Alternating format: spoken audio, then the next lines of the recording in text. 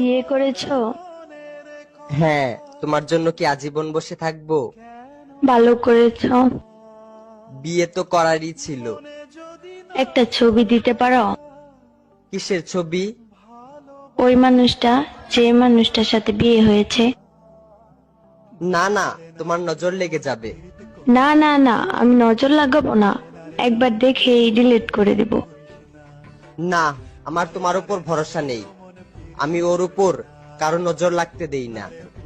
তোমাকে আমার কসম, যদি আমাকে কোনোদিন ভালোবেসে থাকো তাহলে তার ছবি দাও। 1 minute later. এইটা তো আমার ছবি। তোমার পর আমার জীবনে আর ভালোবাসাই আসে নাই। তারপরও মুখে এত হাসি নিয়ে ঘুরো।